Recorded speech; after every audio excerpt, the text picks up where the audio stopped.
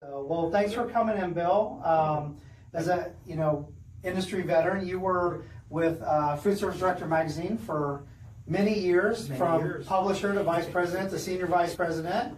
So that's a pretty storied career there, right? It was. I was a young regional sales director representing Restaurant Business Magazine at the time. And next thing I knew was we were going to launch a magazine for non-commercial food service. Yeah. Back then they called it institutional, but now they've that word has a different meaning these days. No, it right? does Yeah. anymore. And so I walked around with 5 mock-up boards and said we were going to start a magazine. And lo and behold, many years later, I was fortunate enough to become vice president and publisher of the publication, and then senior vice president. So yeah, I really enjoyed and feel lucky and blessed that I was able to be involved with Foodservice Director from its inception. Yeah, and it's being such a small world in our food service world. I mean, the contacts you've probably made over all those years have just got to be just very far-reaching, I'm assuming. It is. It is. Yeah. More than I realize sometimes, but it is. Thank you. Yeah, small world. So I got a chance to meet you. Yeah, exactly. Yeah, and so you live in Chicago. I live in downtown Chicago. Been the home base for quite a while, right? Yeah, born and raised in northern Illinois, Okay. 50 miles outside of Chicago in the Aurora, Oswego area. So yeah, that's one of my favorite food cities for sure. Same here. Always has been. Not only because there's such a diverse population of restaurants and styles and everything, but it's always evolving. There's different things that are going on. So you and I had the chance to talk earlier about the pains of COVID and what it did to the food scene in Chicago. Right, and it obviously it didn't deplete it, but it really hurt it for a while. Right. And you had mentioned that it's starting to come back a little bit. What are you kind of seeing in that area and attributing that to? Chicago was hit hard by COVID and the pandemic for all the variety of reasons that we've all talked about and learned over the years since COVID. The word COVID entered our language or how we talk and part of our life, but it's we were at a local butcher shop in Chicago and talking with them about that we go to all the time, or did, and they said, it's been rough, but it's going to take 5 to 10 years to turn around. And what it did is, and the reasons for that is a number of the restaurant scene, the independents took it hard. Having to close, having to figure out how to stay in business if they didn't close, and the cost of takeout versus having somebody sit inside. Those are things you don't plan for. Right. When you especially not as quick as COVID happened. Exactly, quick as COVID happened. So if you're thinking you may, your carry-out business, you may have $200,000 set aside in your budget for packaging to go, and all of a sudden it's 1.2 million in packaging. Right.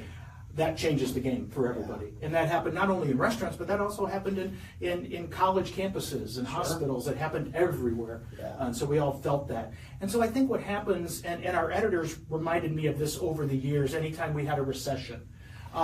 Recessions, which seem like we have every 10 years, so to speak. It's a reset on the industry. It forces those restaurants that were hanging in there by the skin of their teeth or by a thread, it forces them out of business, and only the strong survive. And frankly, that's how the chains keep getting stronger and stronger, because they've got the financial backing. It's funny you mentioned the chains, because QSRs were the people that were able to navigate rather quick, that we saw were able to navigate rather quickly and still offer a lot of things during the pandemic because they were already set up for mostly to go. Exactly. Or, a large portion of their business.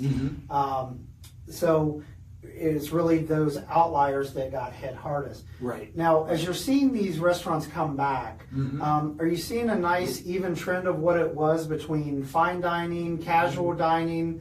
Are there anything that's kind of surprised you a little bit? All the above. I think it's across the board. whether it's high-end fine dining or mid-scale casual or grab and go, I think all of those are coming back in different forms and fashions. But I think it's a lot based on, consumer demands, what they want, what they're expecting. I was in an Uber recently and a Lyft, and both drivers told me, people don't tip. I said, wait, what? He said, no, both drivers, their tips have gone down. So it is a very transactional world we're in right now. And I think that's come through. I think that's been one of the detriments of COVID. Yeah. It's, I love to talk to people. That's how I've made my career, getting to know people. And I think we're losing some of that. And I think people are trying to bring that back to, remember, we're in the hospitality business, right? And there's a reason for that. It's face to face. It's that human connection, which everybody wants. Again, I'm not a psychologist. Everybody wants and needs, frankly. Yeah. And so I think it's taking time for people to come back to that and their expectations. Where there's a reason we tip. There's a reason we make a connection with our server or the chef or that whole hospitality team at a restaurant or a campus or a hospital or senior living, or name that place that serves us food away from home. Well, I think it's interesting you mentioned that, because I've been in the industry for 30 plus years now. I don't like to admit how many, but from country clubs to healthcare to independents to chains, I've kind of worked in a lot of those. And I've always considered this industry a very personal industry. And so, when I go out to dine, and I know that there's a time and a place for everything, I do want that interaction. If I'm going to go outside of the house, I do want that interaction with that server who's going to tell me what they recommend, because, I want that connection. As you mentioned, it is so important. And then there's times, and if I go into a chain and I know that there's a tablet there that I can pay on and it's quick and easy, sometimes I do make that decision. But other times I really want that experience, I guess, is what I'm getting at. So so that's kind of interesting that you mentioned the exact same thing, and that's we're seeing that come back now. Right. One of the big questions, obviously, is the labor force, here for these restaurants coming back in full force, or is the labor force in the front of the house, the back of the house? And because we've heard of struggles from that, obviously. Sure. So I think that'll be an interesting challenge. Do you? I couldn't agree more. Yeah. The and chefs like yourself that I've met over the years have taught me that labor force dictates the kind of menu they can have. Yeah. And I never thought about it that way. And what I remember thinking back as publisher and food service director for all the years that I was able to held that position, was, we thought labor problems just happened during COVID, and as we came out of the pandemic, I looked back at issues that we did before that. We were having labor problems before the pandemic. It just wasn't as magnified. Exactly. So I think that's been there, and I think people are starting to realize, okay, things are settling down. I think we're just going through tremendous changes in the country right now with everything that we do and how we do it. Well, it's a reset. The one thing that we're seeing, which is a good trend, I think, because it's helping fight some labor problems, we're seeing manufacturers that are really starting to focus on kitchen efficiencies, not automation, because automation in some aspects is a great term, and automation in other aspects people don't want to hear about, because we don't, to your point earlier, you want that warm experience. You don't want a robot making your food sometimes. But there are aspects of where you do want a robot making your food. So we're seeing manufacturers really shoot the gamut of everything from, an automated burger building line, or just efficiencies in more higher efficient cooking in combi ovens, or fryers that are cooking faster and using less oil, reducing cost, and being able to filter so quickly and give a better product constantly. That's the fun part of being on this side, is we get we get to see some of that innovation and give input on some of that innovation. Well, and if I could add on to what you're saying there, Drew, is we're seeing a lot of innovation regionally. Again, for years, people would ask me, Bill, what's happening on college campuses? Well, my response was, now, where's the college campus? Is it a 4-year school? Is it a commuter college? Is it a 2-year school? Is it private? Is it public? Because it's all different. Is it on the West Coast? Is it in the upper Midwest where we have to deal with winter, so farm to table can get difficult at times because of the crop? Yeah. So it's changing how I think regionality is really coming into play. Yeah. And I was able to spend some time away from Chicago during COVID and was out in the West, actually living in the West, renting different places, because I could work from home. I was fortunate that I could work from home. I get that. And I didn't realize the impact of the environment. Water. Now, I grew up with the Great Lakes. Yeah. I never thought about the impact of water. Having less water, not having the supply of water, wildfires, all those kind of things, and how that impacts. You were talking automation. Yeah. You know, do we need a dishwashing machine in the West that doesn't use as much water? You know, items like that. So I think that's really coming into play more now than ever before. So Yeah. that's a learning that I got. Well, and one of the, you know, as I mentioned, you got to tour our new culinary center here. Uh-huh. And one of the great things about it is we have pretty much every piece of equipment from our manufacturers out there, as you saw. Right, exactly. And usable. It's in a live innovation kitchen. Mm-hmm. We want them to come in and touch it, turn it on, play with it, cook food in it, because we want their feedback. They are going to help develop our next great thing, right? Our manufacturers are very interested. We have some, you know, equipment back there that we have the only piece that's made, because we're gaining from some of our big customers, we're getting feedback on that to give to the manufacturers. Sure. So I guess with that being said, after you saw our, you know, what our innovation center looks like, you know, I guess what are your thoughts on? Are there other things like that in the industry, and how can it be used in the industry from not the manufacturer side, but from the end user side? Right. Thank you. Yes, this is a special place, Drew. Congratulations to Zinc and the Zinc people and what you guys have accomplished here.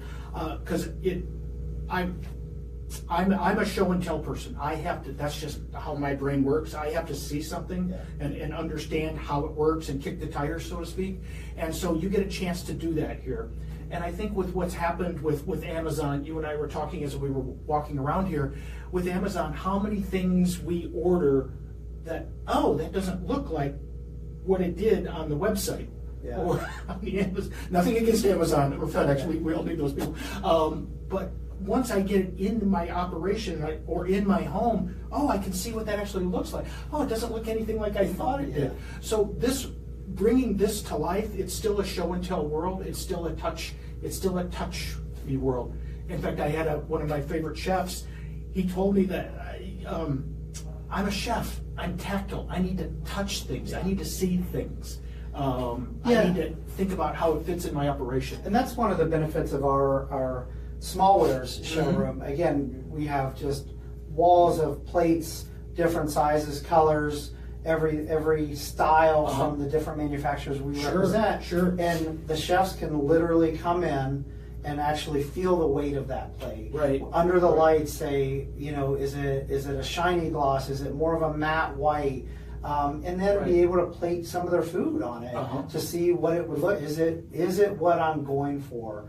So it really is. You know, I jokingly refer to that as an amusement park for chefs, because it is just a big playground where we want their ideas just going crazy over there. Like, you know, after you walk through, you said, I've got a million ideas going through my head right now. Yeah, exactly. And that's really what we want to do, is start conversation, start collaboration and innovation of what your next thing might be, or what, you know, that chain or that independent might want to see next. You know, they may come in to test a combi oven, but they may see a ventless piece of technology and think, oh man, I could do so many LTOs if I had this piece of equipment and do so much. Right. Oh, exactly. Yeah. And I, you know, as being publisher all the years that I was, I would have editors tell me the reason, what they loved about being a magazine, back in the print magazine days, I mean, they're still around, not like it used to be, was that they were going to, like you said, Drew, they were going to introduce things to people that maybe they hadn't been thinking about. Something that, so it was all about an introduction. Yeah. You mean, remember when gluten-free came out, or low carb, and all that, and a lot of people were confused by it. And I remember an article that was in the Chicago Tribune at the time, in the business section, and it was actually on low carb beers. They didn't say low carb beers are a hot trend. They actually wrote low carb beers, the reasons why, and here are 5 for you to go check out. So again, I think people also need the idea, they see the idea, but then give me a plan, give me a 5 or 10-step plan about how do I learn more? Yeah. And I think that's becoming more and more prevalent. People want instructions. Yeah.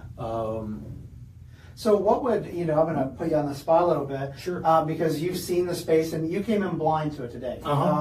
It is very unique in the industry. We have, test kitchens, innovation centers in Lisle, Chicago area, Indianapolis in the Fishers area, Louisville, Kentucky, to name a few. Okay. So we're really encompassing a lot of our area.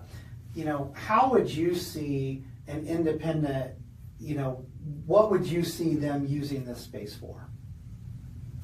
I think it's exactly what I experienced today. You don't know what you don't know. Yeah. You come in and explore. Yeah. I think that's what I like to do. My wife and I, when we go on vacations, we like to plan things, but we don't like to be on a schedule because we want serendipity to enter into our day. Gotcha. So, okay, we can do this at 2 o'clock, we can do this at 11 o'clock, but boy, there's 3 hours there. What do we want to, let's see what we uncover. Yeah. And I think that's what I experienced here. This was, for me, Drew, this was kind of with serendipity. That's all, yeah. Especially the chef's creative mind. You want to have a few rails, but you want to have, some room in between there. Right. Like my old friend and boss, Julie Jones, used to say, I would keep you on rails, but I'd give you a lot of leeway until you ran out of leeway and bring you back a little bit. But I think that's a great point of, let's not paint the picture fully of, hey, you're going to come in and we're going to cook these 3 things in the combi today. Right. Let's leave some open for interpretation. Sure. One of my favorite stories, you and I have been to many conferences in this industry, and I, as Senior Vice President and Publisher of Foodservice Director all those years, I went to a lot of conferences. And I'll never forget, I can't remember the gentleman's name, but it was at a large industry conference. It might have been a restaurant leadership conference or something else like that. But he talked about you need somebody in your organization that does look at things differently. We all can't do the same thing or we'll get stuck in a rut, right? So you need somebody to look at it differently. And he talked about humans, we didn't come out of the womb and all of a sudden said, let's drink cow's milk. So all of a sudden we're drinking cow's milk. Why are we doing that? Why are we going up to this 4-legged animal and milking it? And well, that was innovation right there. Like somebody looked at that situation. But then he said, what impressed him the most is they decided to drink it. Yeah. Somebody had to taste it Somebody first. had to taste it first. And your average person, so that's what I'm sorry, I'm a little punchy. That's one of my favorite stories about innovation, looking at something and they see something slightly different. Yeah. And then how do we take that and put it into your operation? How can you benefit from something like this? That's awesome. Well, thank you very much for your time today. I appreciate it. My pleasure.